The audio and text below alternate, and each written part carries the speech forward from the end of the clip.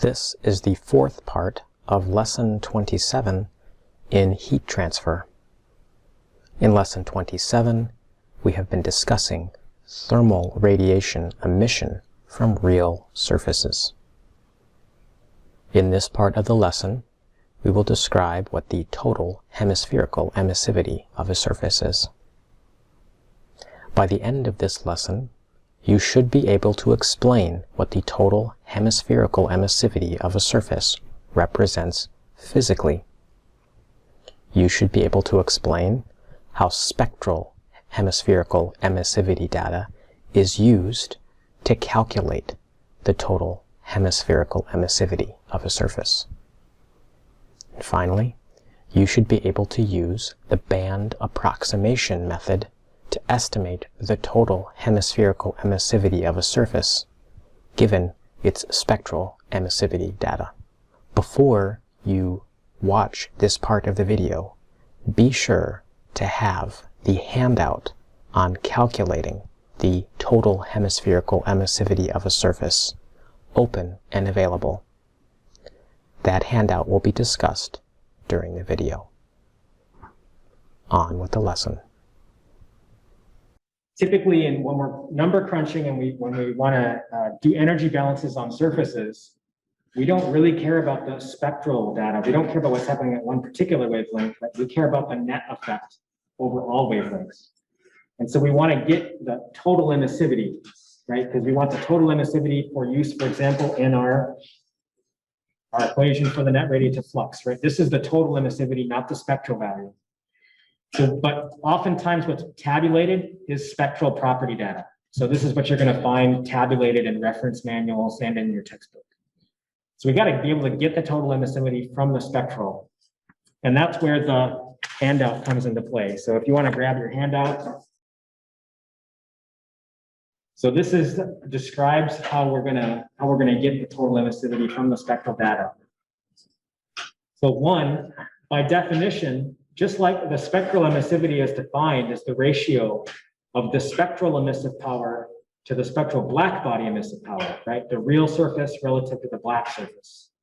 The total emissive power has a similar definition. It's the total emissive power from the real surface relative to the total emissive power from the black body surface.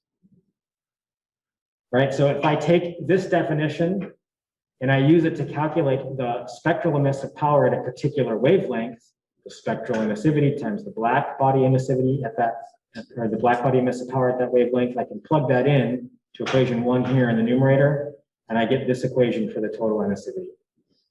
It has the spectral emissivity in it and Planck's distribution. Because the EB lambda is just Planck's distribution, right? You're thinking that curve skewed to low wavelengths, right? The swoopy curve. Okay, so we need to be able to crunch this. You have to do this integration at the end of the day. The good news is we're never going to actually have to evaluate an integral because we're going to apply what's called the band approximation for all of the spectral data. So here's what it is and why it's helpful. So the black solid line on your handout represents the real data of a real surface, right? So that's the spectral emissivity of a real surface. Rather than dealing with, it's often really complicated and it's not easily described by any of the common mathematical functions that we have available to us.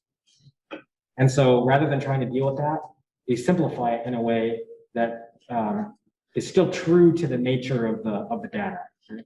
So we do what's called a band approximation, and we turn the curvy thing into a bunch of straight, discrete lines.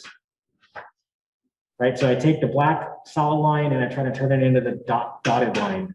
So in this band, it has a value around this number, and then it pops up to a higher number, then it decreases back down to a lower number, then it decreases up to a higher number, and comes back down to a lower number.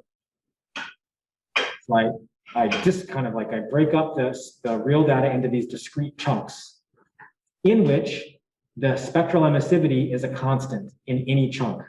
Right here, the dotted line is flat. It's a constant. The dotted line is flat. It's a constant. Why is that handy?